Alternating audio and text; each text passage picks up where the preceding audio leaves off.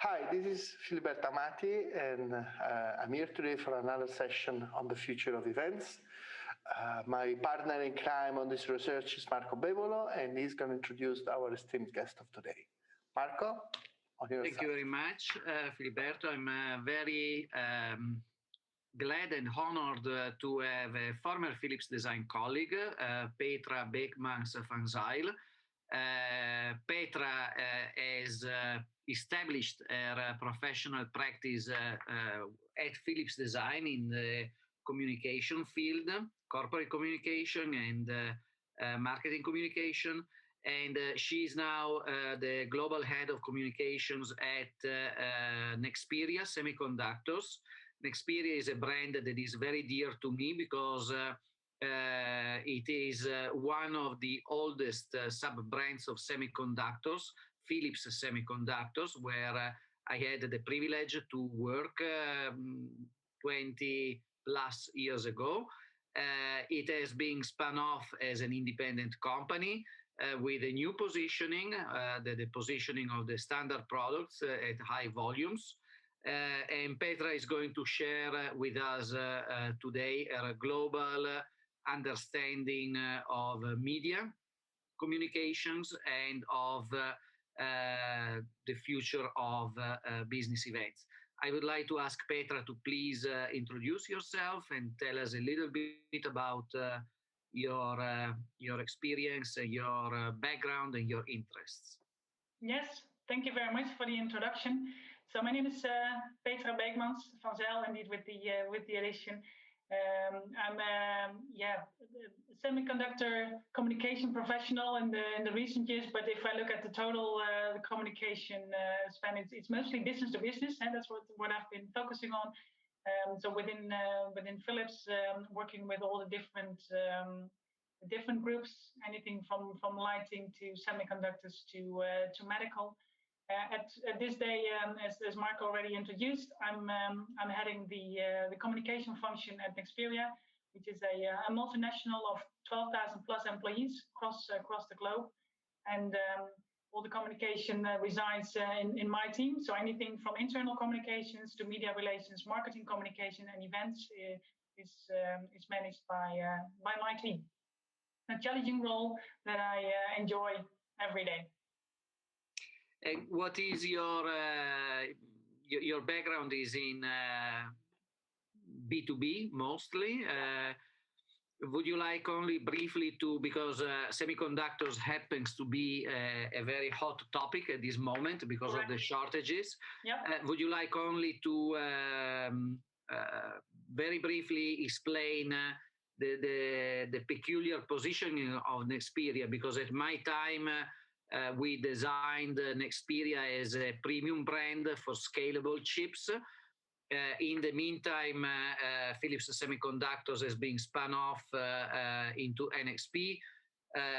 Nexperia is being spun off from NXP. So would you like only for a couple of minutes to tell us where Nexperia is working at the moment? Because I think it's a very important sector for the global economy. Yeah, it's a good question. So semiconductors, I think they've always been the secret of most electronics components that the normal consumer would never even consider. So it was always a bit more in the background. If we look today, looking at the media attention, we see that every day there's almost a headline about cars being late, phone introductions being delayed, chip shortage. So basically, what Nexperia is responsible for are what we call the basic components. So these are not, say, the core key chips that you see when you open up your laptop or your phone. So not the microcontrollers in that sense, but really all the supporting devices that are around these complex chips. So you basically need all these chips to make sure that your equipment actually works. So it's the basic elements to make sure that that the device works, that the power is sufficient, that it doesn't overheat when you charge your phone, for instance. That if you have electronic, so static discharge when you touch your car, for instance, you have that sometimes, or when you touch your phone, and that the discharge doesn't ruin your circuits. All these kind of small components are basically part of Nexperia, and we make a lot of them. So it's I think Mark already you referred to that. We make 100 billion products every year, so that's an incredible amount. Because also to realize that, for instance, every new car, so if you look outside, every new car that passes by has approximately 300 of these devices of Nexperia in. Also, each phone, each drone, so each of these little motors has Nexperia components. So basically, what we always say, so every electronic design, so anything that has a battery, a plug, or a motor uses Nexperia components. So you make the world run. Yeah, basically, yeah. Yeah, and when there is not enough Nexperia semiconductors, or where there is not enough semiconductors to feed the production manufacturing processes, the world stands still in terms of the next generation of products. So important it is. Yeah. Actually, when I worked on Nexperia myself, I understood how pervasive and how omnipresent semiconductors are. By the way, Nexperia is new experience. It was the sort of acronym construction.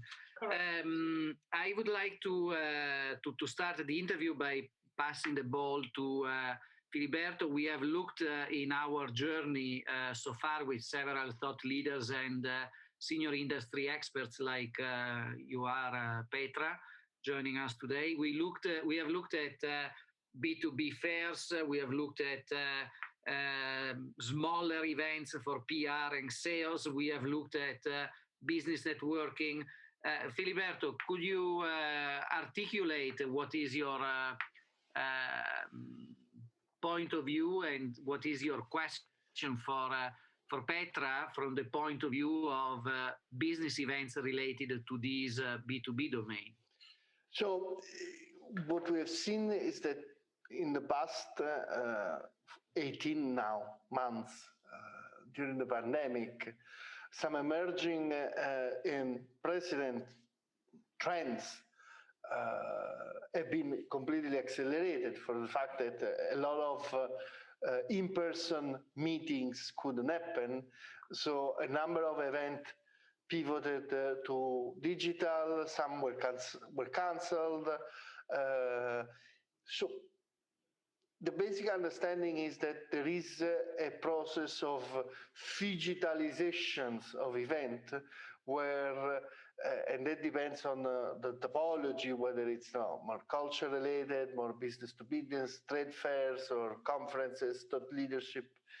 There is a physical component and there is a digital component to it. So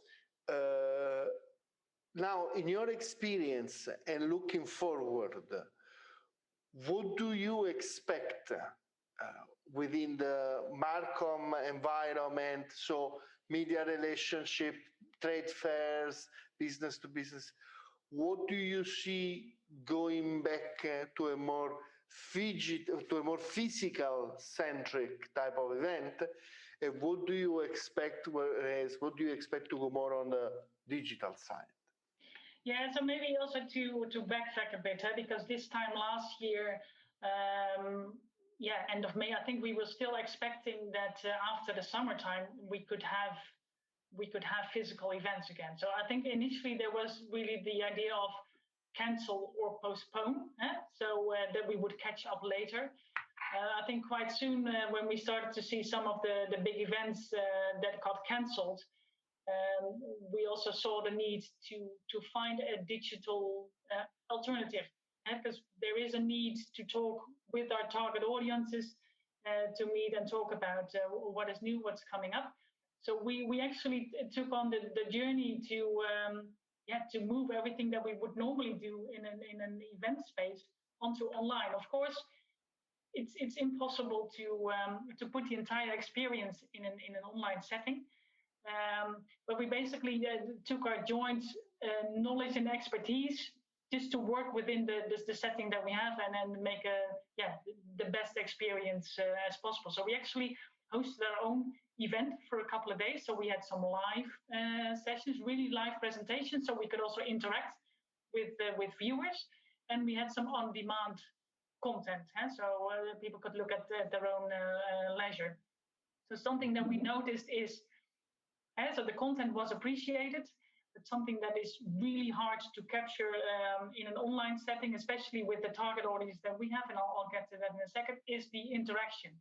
So people are a bit hesitant to actually ask questions about certain designs or whatever the engineer is presenting. So from a content, so it was more broadcasting rather than interaction. So that's definitely something that we saw.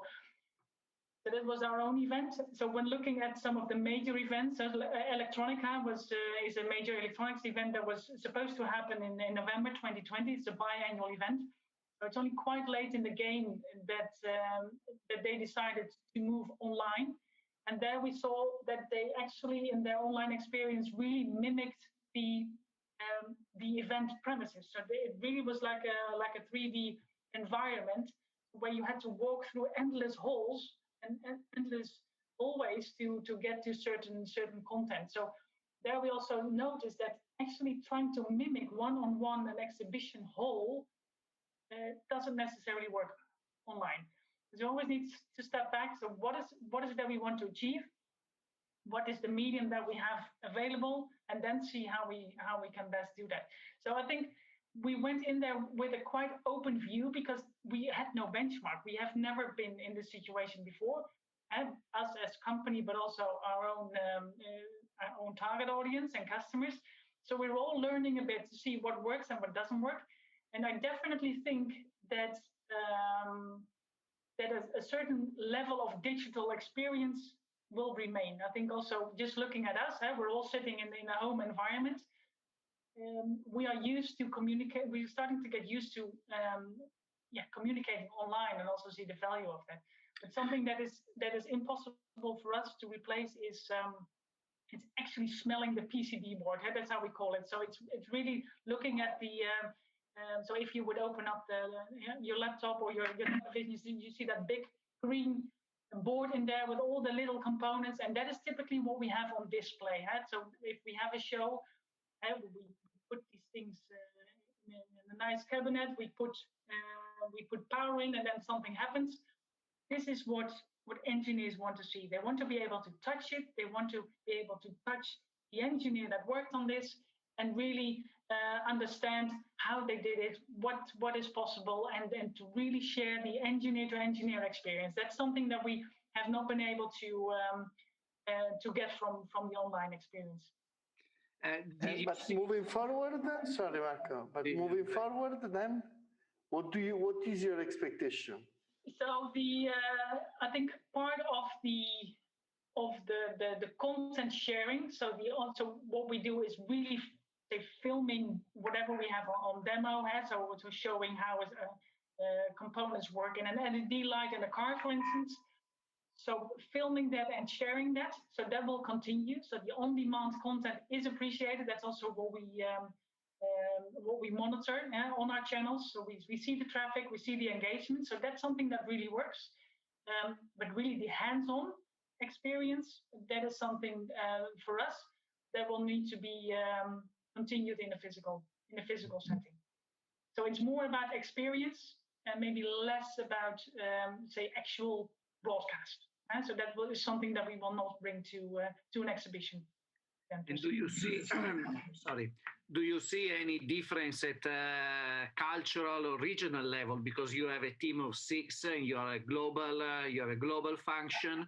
Yeah. Have you experienced any differences, any diversity in the expectations in Asia Pacific or in the Americas? What are your observations? Well, that's indeed a very good question, because we did have a very big show in November in China. So the whole pandemic, of course, started in China, but it was over also quite fast. So the physical event already appear in the September-October timeframe. So in that area, it was a pause of events. I would almost say. So certain exhibitions could wait, but this specific one, so this was the China International import exhibition, I should say. So that continued as planned. So that was also a weird experience. So at once, one part of my team was actually working on demos, on experience, filling 200 square meters, whereas the other side of my team, so very much the European side, was looking at the digital experience. But would you expect Asia Pacific to go faster to a more physical modality of interaction, or would you expect the digital transition to be more more prominent in the future? Yeah, so digital, so definitely. So when I look at China, so that's a large market for us, also where we have a lot of customers and also a large community of Nexperia. So my team member is located in Shanghai. So anyway, within China, there's a lot of online going on anyway. So WeChat is a channel that is used basically for everything. It's used for internal communication. It's used for customer communication. It's used for sharing content. It's used for buying stuff. So where we have different channels in China, everything goes through WeChat. What is also very important in China that is different to what I would say the European region is the relationships. It's very important. So there's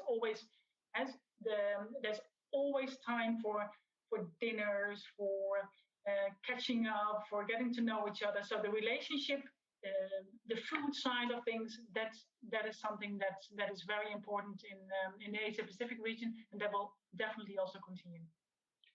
Well, to be honest with you, also in the south of Italy, where I'm coming from, if people don't sit and have a meal with you and they don't smell you, as I say, they're not going to do business with you. Well, also in northern Italy, but then people go to sleep at 8:30 because they are very boring in general. So this is an internal Italian joke. But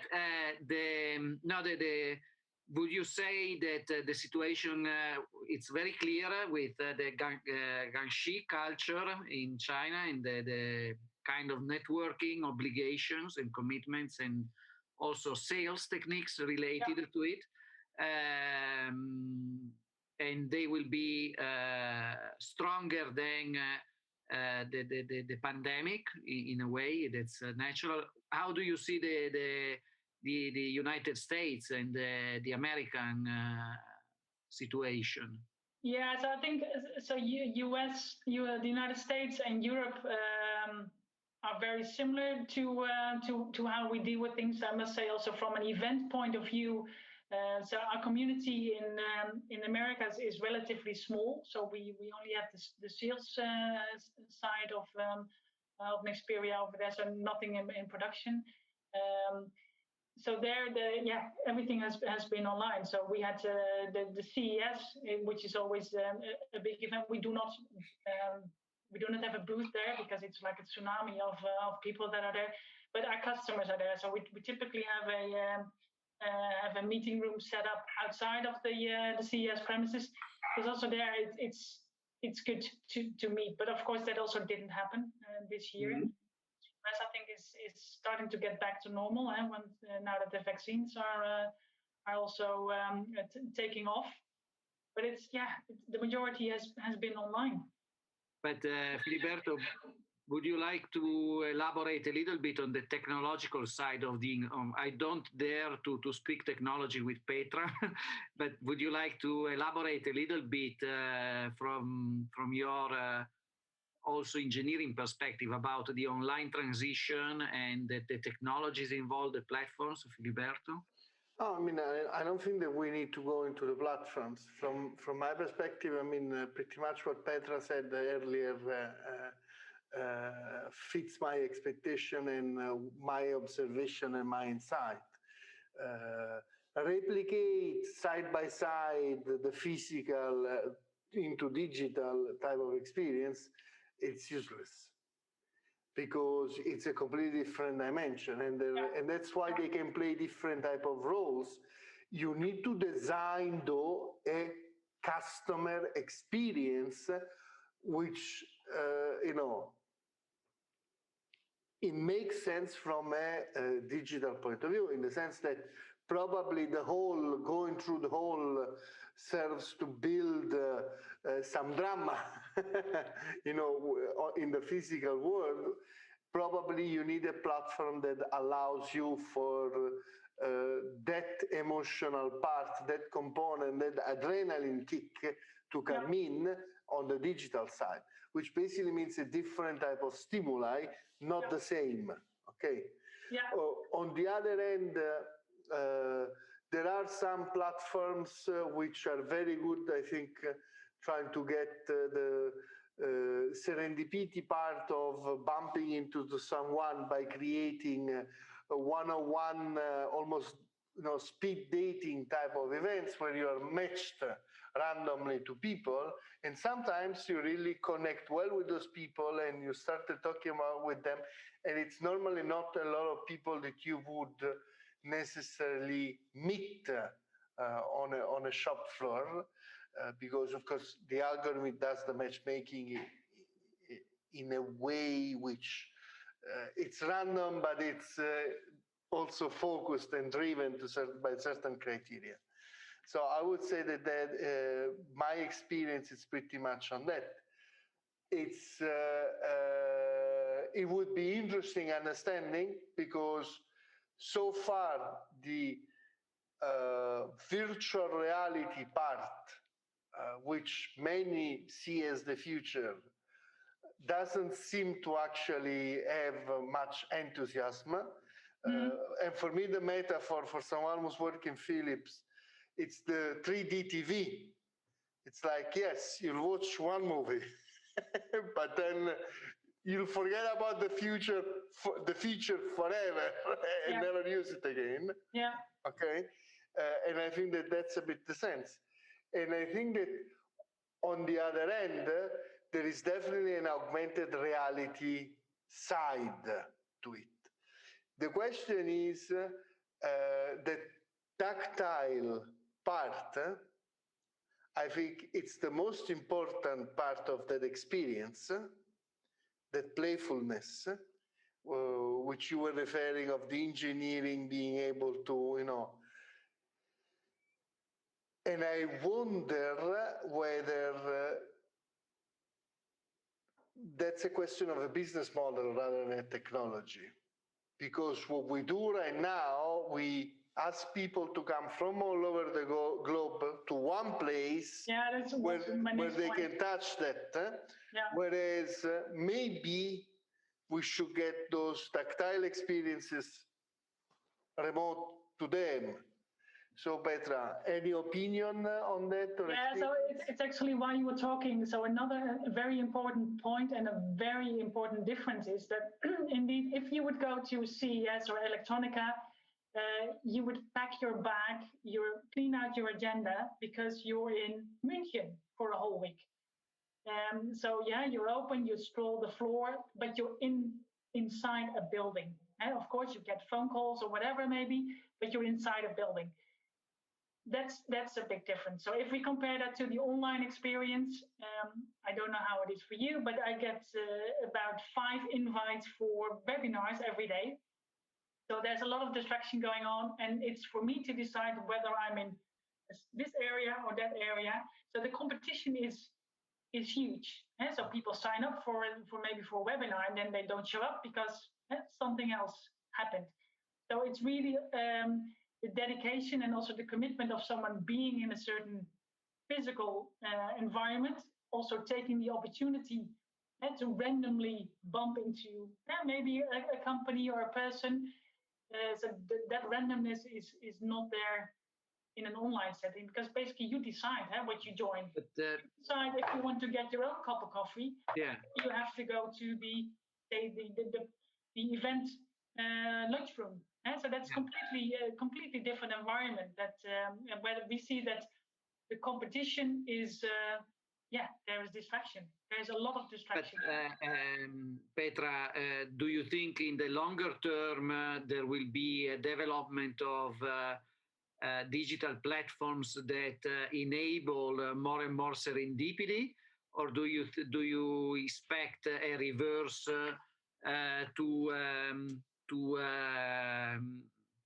do you expect at a certain point a drop in the digital offer? How do you expect the market to evolve? Yeah, so I think by the time we will be able to have exhibitions, physical ones, everyone is, and normally you hate to be on your feet for 6 days in a row, but I think everyone can't wait just to be out there. So I expect a peak initially, but then also that it does even out, because also I'm managing the expenses also from a communication side. These events, where we build up a booth for 3-4 days, it's an expensive expensive thing to do. So it easily goes beyond $100,000. It's for a couple of days, then you pack everything up and then it's gone. So from how much do you spend on one day? If you can extend that, of course, that is an ideal solution. So something that we are looking at ourselves right now is, can we create like a continuous online exposition? So it's not a website, but it's more of an area you would go in maybe to browse around and to be inspired. So something between a website and a presentation platform. So that's definitely something that would be interesting. Because if I look at the investments I need to make in an online platform versus trying to fill 300 square meters, that's a completely that's a lot of money that we're talking about. And that's something that we have discussed with the previous respondents who are from Philips as well. But when Philips launched Sense and Simplicity, there was a roadshow. Yeah. And there was an exhibition which was literally moving around the world. We didn't expect the whole world to come to one place like the Expo, but we brought the exhibition around. So could that be a proxy or a solution to make these events more regional, less long, and also this type of investments more durable in time, rather than Yeah, so definitely the concept of roadshows or customer workshops is something that we do. It also depends indeed on the distance. So that's something we look at in the different regions. So in China, for instance, it's something that we've already been doing. So we do have roadshows. It's not like we have like a truck that is like a lab on wheels. So that's not something. But we do bring the lab material into a customer setting. So it's definitely, and that's also not new. So also if I look at NXP time, so my previous role, I would say, we had it was a truck. It was literally like a huge truck. Maybe, Marco, you've seen it driving around in the Netherlands. And it would open up. So you would actually go in there and it would be like a little exhibition room, but then on wheels. So that is something definitely that we try, but also there looking at the investments that it takes to drive the truck, to staff it, and to have it. That was quite expensive as well. So at a certain point, decision was made, maybe not to maintain that. So I think there's always a challenge. How do you bring the experience to people in the best possible way, and also in the most cost-effective way? Yeah. How do you see your role growing in the future in this new context, from point of view of global and point of view of media communications and marketing communications? Yeah, how do I see my role? It's so semiconductors is a very fast business. So we don't look at year plannings, because it's basically a quarter is basically almost how much we can look at, because there are so many things going on. We constantly have to adapt to the needs, and that's also something that I'm doing with my team. Is we're always open to new ideas and to try new things, because we do see that the world is changing, the kind of communication is changing. It's what target audience or even media gets in front of them is more customized, and so doing large advertising campaigns, as we talked about Sense and Simplicity just now, 2006, if I'm not mistaken. So at that time, we actually developed, I think, also a large advertising campaign. So these are things we don't do anymore. So it's much more customized.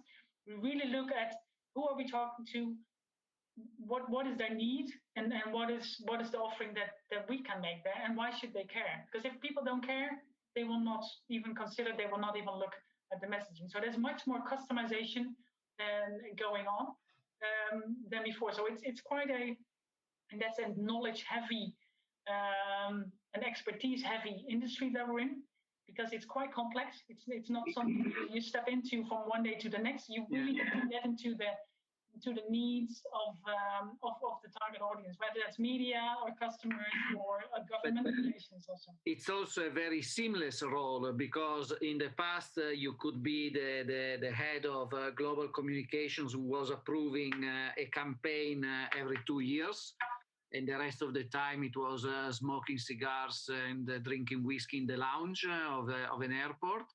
Yep. But now it's almost as seamless as the digital technology enables and demands. And I'm wondering, do you have a perspective, or do you have any thoughts about the destiny of the collateral actors around the event sector? I'm talking about you mentioned the people who design the booth, the people who assemble the booth, the catering, that's apparently in China will still be very relevant, but we don't know in other regions, the travel, the hospitality. How do you see the world around events evolve from your perspective of B2B leader in communications? So also looking at the partners that we work with, and especially I would also say the traditional booth builders, with them I also see a transition. Because also I know from them working with them. So this time last year, they spent, I think, 3 months just sending credit notes to everyone, because every exhibition and every event was pulled back. So also there, they see they need to think beyond square meters. So we always, how we call it, we need to transition square meters into pixels. So and that also requires a different kind of thinking. So it's what is the challenge, I think, also for everyone around the traditional event business, is that how can we extend the experience beyond the square meters, and also beyond these 3 days that we have the event, because you're putting in a lot of money, you're putting in a lot of time. It's crazy busy to set up an event and a booth, then we tear it down, and then it's over. So I think anything we can do, and I think that the whole chain is thinking towards extending that experience, more at the front of it, but also at the end of it, so that we're more efficient with this huge investment that we do in these exhibition halls. But we also see, I think, the exhibition owners themselves, for instance, Electronica, they also need to look at additional ways of making money, because I do expect that we could say, well, maybe I would have a 200 square meter booth in 2020. Well, now looking at how we're doing, I might say I take a smaller one, and I do I take my customers in another experience around the event. So they also need to look at other ways of making it interesting, for people to come to England. Do you think? Please, Filiberto, please. Yeah, so I don't know because this is a follow-up trigger. No, it's a comment more than a question, but it's triggered from what you just said that we need to move from square meter to pixels, and it's interesting because on the other end there is a lot of digital native brands who sell products online that to arrive to a certain level of maturity started creating pop-up stores for their customers experiencing the brand in the real world, not for purchasing, just to lounge somewhere. So it's interesting how actually from this very disparate point of views, there is some sort of convergence and the two dimensions are intertwined. It's not going to be square meters or pixels. It's going to be square meters and pixels. Exactly. Exactly. Sense. But I wanted also to ask a question concerning the events, because I think it's you mentioned that the event industry needs to change, and there is a business model change for the owner of the hall. There is a business model change for the organizer of the event. There is a business model for the cities who are promoting these event dimensions. So what do you expect? Because this all, Marco calls it the Disneyfication of events, this whole notion that a gazillion people are going to fly on a gazillion different airlines, and then hotels. Vinitaly, if you go in Wines and Spirits to Verona in Vinitaly, you do a radius of 200 kilometers. Every single available bed in bed and breakfast, hostels, super premium hotels, Airbnb, friends and families, it's gone for that week.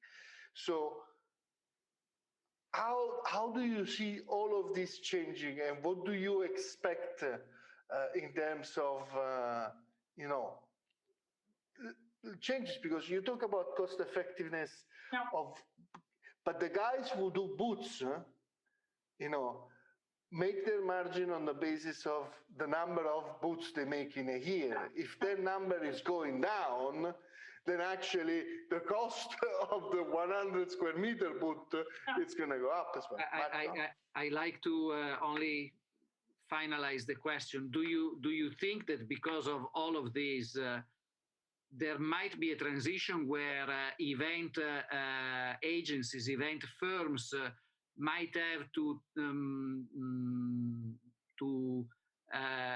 perform a digital transition to become sort of media companies? I'm thinking about advertising agencies. I used to work at RSCG in the 1990s. You would have above the line, below the line. Now you have the reality dictated by the digital media, social media, and so on. Would you expect the event, the suppliers of the event industry to? I think that's hard to say. I think we're definitely in a. I think we were already in a transition. I think 2020 as a whole has been an eye-opener for all of us. So I think we had also at Philips' time, when was it, 2003, we had MERS as a pandemic part of the globe, but it was still very far away. So this time COVID, it hit all of us. So everyone came to a standstill. Initially, it was complete drama. We couldn't believe it. So everything stopped.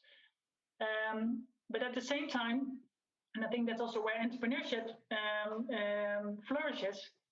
So instead of saying, well, what can't we do? We need to look at what can we do in this time. So looking at opportunities rather than at what is blocking. So I think so across the industry in communications, there has been a reflection of what have we been doing. So because it's quite easy just to repeat that. We do another event and we go this. So we've also been in a rat race maybe ourselves, and we had to stop collectively. We stopped traveling, and I think a lot of my colleagues who've been in airplanes for almost 50% of their time normally, they calmed down. So everyone also calmed down and looked at the industry in that sense of what are we doing? Does it make sense to do? So it also gave us a collective moment of reflection. So it's hard to predict, of course, how the different industry agencies respond to that. But I think it's without a doubt that it will have a lasting impact. Because also to your point, Filiberto, just looking at I was reminded also of, for instance, Mobile World Congress. If you try to get into Barcelona during Mobile World Congress, it's crazy. The entire city is blocked. The citizens of Barcelona can't even take public transport because it's just clogged with visitors for Mobile World Congress. It's crazy if you think about it, but we would just go because it was on the agenda every year. So I think it will have a lasting impact. What that will look like, we will have to see. But I think communications, and then also, we've been part of communications for decades. It's always painful to think about how long we've been working in the industry, but that's been changing, changes all the time. So I remember indeed working at Philips Design, we touched upon that, Marco. So we would have proofs coming from the lithographer. They would be shoved into a tube, and we would send them with the courier to the customer. And then maybe 2 days later, you would get an answer. At the moment, you get PDFs, you send them over. Within 20 minutes, you get response. Same with crisis communications. If there was an incident, and you could sit down for half a day, maybe 10 years ago, think about, how are we going to respond? Today, you have 20 minutes. Yeah. You get a phone call, you see an incident, you need to respond straight away. Yeah, before you get 250,000 reshares. Exactly. So we see the communication profession in that sense. It's condensing more and more, and that's also what you touched upon earlier, Marco. So where in the old days you could afford to have different departments, maybe in different locations, but at least on different floors in your building. I very much believe that it needs to be a very close team, because the only difference is the target audience. The essence from where it starts is the same. So you need to work closely together and able to respond fast, think fast, and to act fast. Will this lead to a change in the education that is provided to young talents? Do you expect academies of media communication? Do you expect academy for events, event management? Do you expect a change in the way talent is nurtured to become professional? Do you have any view on that? Yeah, I hope so. So what I stated in my offline introduction. So I graduated from communications in Eindhoven in 1994, which is of course decades ago, and we were still looking at completely different kinds of communication. I did my graduation last year, master corporate communications, and of course, looking at communications in this decade. So it is different. It is faster. It needs to be more integrated, because that's the nature of communications these days. Lines are shorter. Times is shorter that you need to respond, and you need to be. You need to be able to be pragmatic and to shift from one channel, as what we said. It's not just about square meters; it's also pixels. Yeah. So you need to be almost like a generalist and being fast in how to respond and make it work towards the audience you're talking to, but also looking at the channel. Yeah. Filiberto? I just want to go, and I just want to go back to something that you mentioned before, based on what you just said. How do you then as a build or train and educate this new, breed of market professionals. They need to be quick in response, but quicker in strategic thinking. Because part of the problem I see right now with social media is that there is quick, speed of response. It's like speed of light, but then, oh, sorry, we shouldn't have said that. Oh, I'm sorry. We really didn't mean this. Oh, I'm sorry. It's like, it's like these people who are on Twitter and they says retweets are not endorsements. Retweets are retweets. But if you don't know what you're retweeting because you're clicking randomly and very quickly, sometimes you're endorsing something that you really disagree because you didn't have the time to let's say, use that. And for a marcom professional, when you are promoting advocacy, building a brand, trying to connect with customers, trying to solve a problem, how do you build and forge and form those kind of competences? Yeah, so it's competence you build over time, of course. But I think also just to look at the development of the value of a brand. So if you would look at the early 80s, so the majority of the value of brand was really on the assets. So really on the tangible stuff. If you look at the value of a brand today, so the majority is not tangible anymore. So in that sense, how you treat your brand is different. But also it's interesting to see. Sometimes you see, and I will not name brand names here, but you see that the Twitter behavior of a CEO has a direct impact on the stock value. There you go. So and a Bitcoin as well, as we learned recently. So there is, so you see that, and these are the non-tangible elements. So it definitely requires a different way of education, and I do think that that education is growing along. But of course, as you say, the expertise is something you have to build over time. But it's also good for us as the more seasoned professionals is to keep up to date. So we're not making brochures anymore. Yeah, maybe every now and then, but whereas in the past that would be maybe the major piece of collateral you would be working on. It's no longer like that because it's more tailored and customized. Yeah. Do you expect any major game changers in the next 2 to 5 years related to events, but also to the broader scope of brand design and brand management? So let me start with the brand management first, because I think also having built an Nexperia brand from scratch these past 4 years, we do see that. So for me, the relation with the brand, so it's no longer just what you put on posters, but it's very much linked to also how you behave.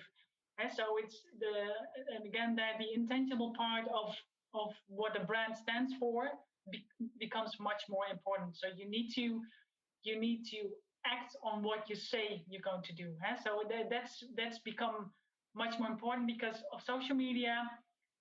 Things are more transparent. If you say I'm the best responsible company in the world, and then you throw out your trash in the street, it's picked up on Twitter, and then you have to go in defense mode, it ruins your brand. So in that sense, the transparency of a brand is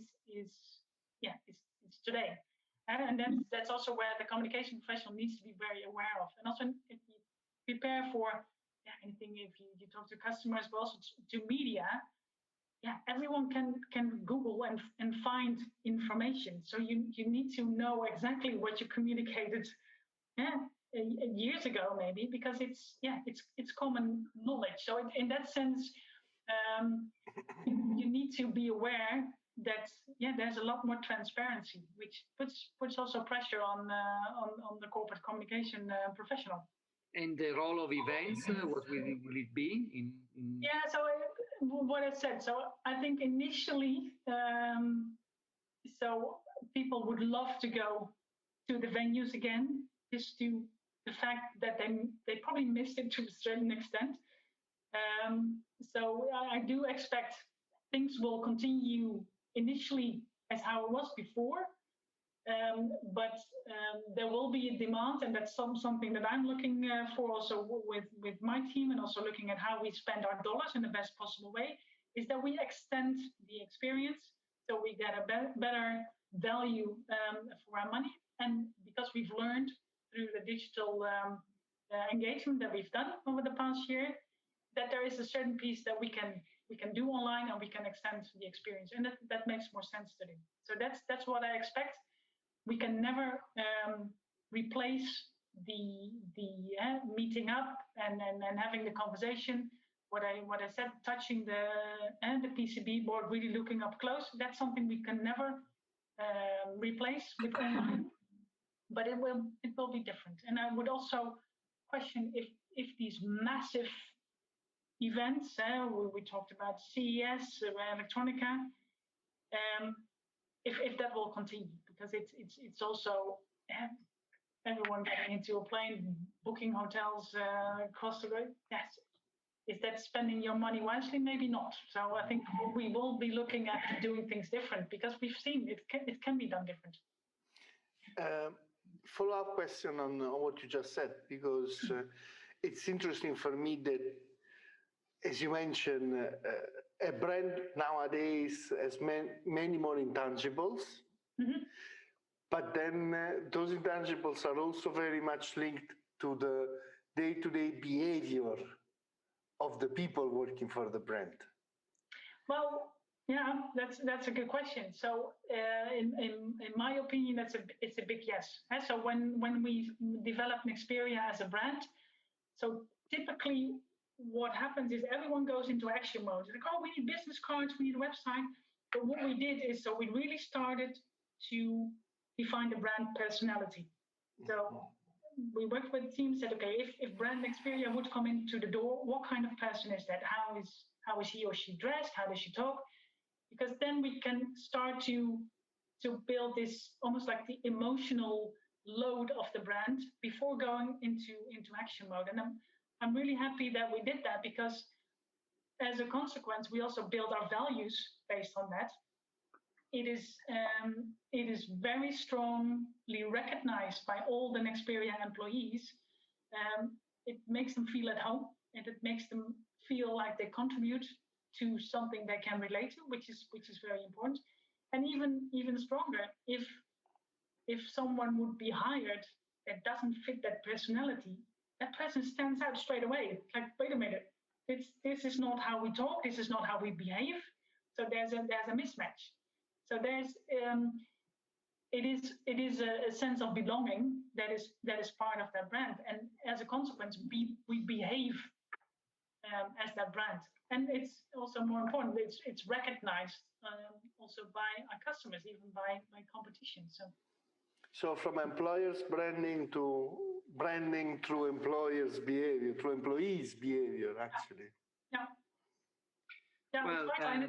And it sounds like a small thing, but it's something we took our time to build it, and to really also take the employees along, because it doesn't make sense if you build a shop, you dress your shop window, but you forget to tell the people in the shop what it is they need to say. So it goes hand in hand. Yeah.